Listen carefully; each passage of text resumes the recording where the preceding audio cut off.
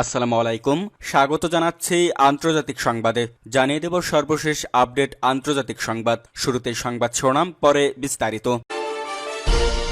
এবার হুতিদের হামলা থেকে বাঁচতে গিয়ে সাগরে ডুবল 726 কোটি টাকার মার্কিন যুদ্ধ বিমান। এদিকে পদত্যাগ করলেন ইসরায়েলের গোয়েন্দা প্রধান। অন্যদিকে ইসরায়েলের চাপ তোয়াক্কা না করেই পারমাণবিক কর্মসূচির পথে ইরান। এবং সর্বশেষ জানিয়ে দেব, F-16 দিয়ে ইরানকে রুখে দিয়েছিল ইসরায়েল।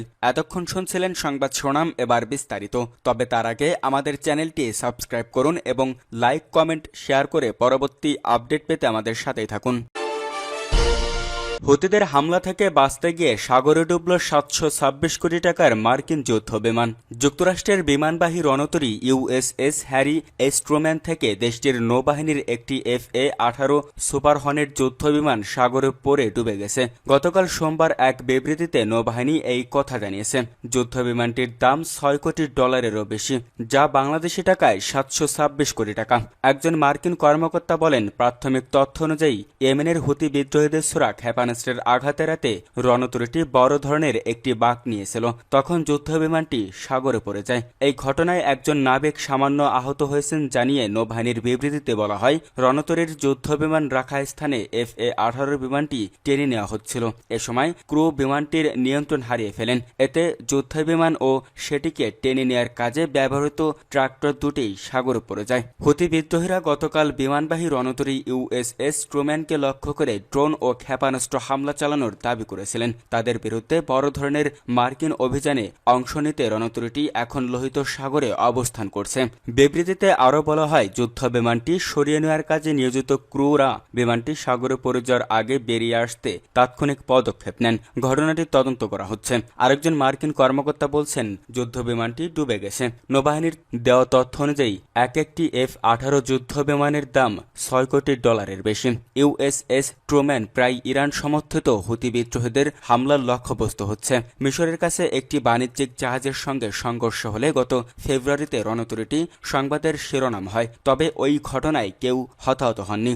এর আগে গত ডিসেম্বরে USS ট্রুম্যানের আরেকটি FA-18 যুদ্ধ বিমানকে ভুলবশত ভূপাতিত করে লোহিত সাগরে থাকা মার্কিন বিমানবাহী রণতরী USS গেটিসবার্গ। ওই ঘটনায় 2 পাইলট সহ নিরাপদে যুদ্ধ বিমান থেকে বেরিয়ে আসতে সক্ষম হয়েছিলেন। এদিকে AFPর এক প্রতিবেদনে বলা হয়েছে, হুতি বিদ্রোহীদের বিরুদ্ধে চলমান সামরিক অভিযানে মধ্য মার্চ থেকে 7টি MQ-9 রেপার ড্রোন হারিয়েছে যুক্তরাষ্ট্র।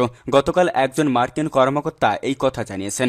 নাম প্রকাশ না করার সত্ত্বে ওই কর্মকর্তা বলেন, 15 মার্চ থেকে 7টি MQ-9 খোয়া গেছে। তবে এসব ড্রোন খোয়া যাওয়ার সুনির্দিষ্ট কোনো কারণ উল্লেখ করেননি তিনি। প্রতিটি ড্রোনের দাম $3 কোটি। পদত্যাগ করলেন ইসরায়েলের গোয়েন্দা প্রধান। পদত্যাগের ঘোষণা দিয়েছেন ইসরায়েলের অভ্যন্তরীণ গোয়েন্দা সংস্থা শিনবেটের প্রধান রোনেন বার। তিনি জানিয়েছেন, আগামী 15 জন পদত্যাগ করবেন তিনি। খবর রয়টার্সের। সোমবার এক বিবৃতিতে রোনেন বলেন, আমি আমার 35 বছরের চাকরি জীবনের ইতি টানছি। আগামী 15 জুন আমি পদত্যাগ করার সিদ্ধান্ত নিয়েছি। এই সময়সীমার মধ্যে একজন যোগ্য ও পেশাদার উত্তরসূরিকে বেছে নেওয়া এবং তার হাতে দায়িত্ব অর্পণ করা হবে। শিনবেট ইসরায়েলের সবচেয়ে প্রভাবশালী নিরাপত্তা সংস্থা। এই সংস্থাটি সন্ত্রাস ও সন্ত্রাসী হামলার তদন্তের জন্য দায়িত্বপ্রাপ্ত।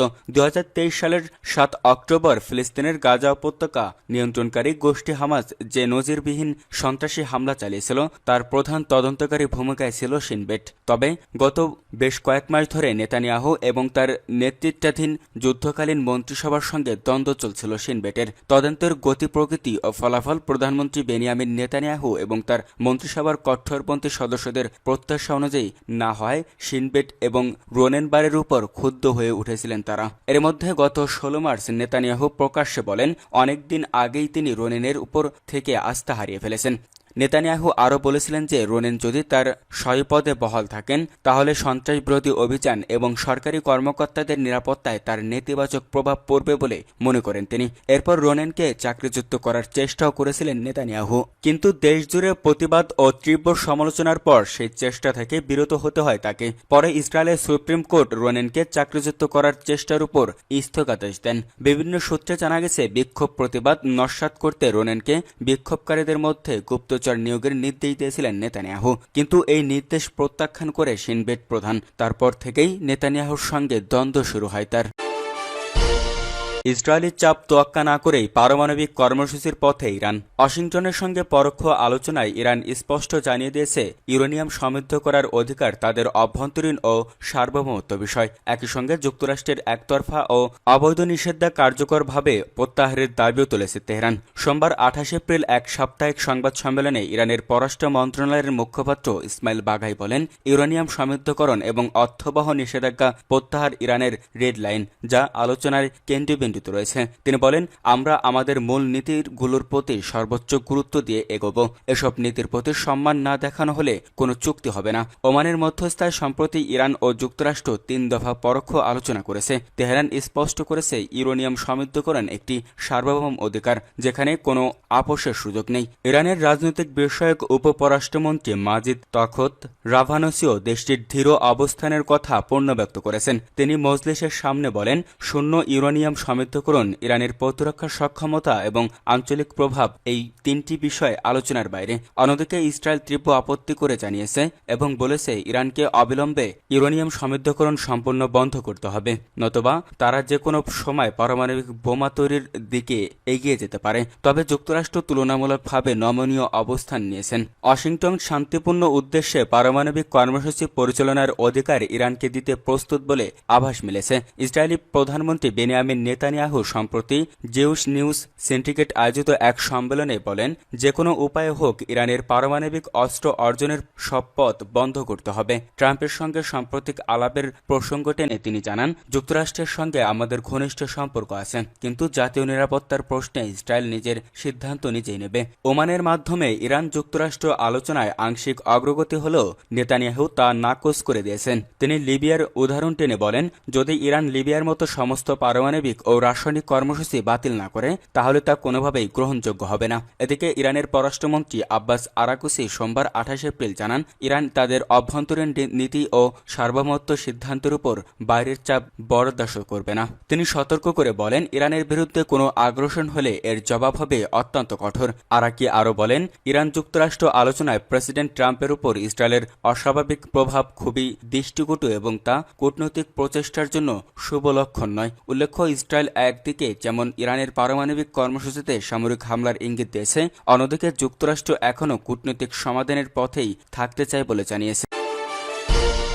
F-16 দিয়ে ইরানকে রুখে দিয়েছিল ইসরায়েল। বিদ্রোহীদের অভিযানে গেল বছরের ডিসেম্বরে দেশ ছেড়ে পালান সিরিয়ার ক্ষমতাচ্যুত প্রেসিডেন্ট বাশার আল আসাদ। সে সময় তার পাশে দাঁড়ানোর চেষ্টা করেন ইরান। আসাদকে উদ্ধারে বিমানও পাঠিয়েছিল, তবে ইরানের সে প্রচেষ্টাকে F-16 যুদ্ধবিমান দিয়ে রুখে দেয় ইসরায়েল। সোমবার 28 এপ্রিল বার্তা সংস্থা এপির বরাতে টাইমস অব ইসরায়েলের এক প্রতিবেদনে এই তথ্য জানানো হয়েছে।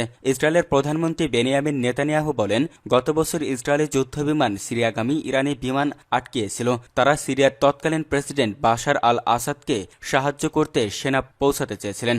জুইশ নিউজ সিন্ডিকেটের আয়োজিত এক সম্মেলনে বক্তৃতা দিতে গিয়ে নেতানিয়াহু এই তথ্য জানান। তিনি বলেন, ইরান চেয়েছিল আসাদকে রক্ষা করতে, বিশেষ করে যখন ইরান সমর্থিত হিজবুল্লাহ লেবাননে ইসরায়েলের সাথে লড়াইয়ে বড় ধরনের ক্ষতির সম্মুখীন হয়েছিল।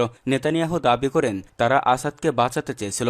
ইরান 1 বা 2টি বিমান বাহিনী ডিভিশন সিরিয়ায় পাঠাতে চেয়েছিল। তিনি আরও বলেন, আমরা তা থামিয়ে দিয়েছি।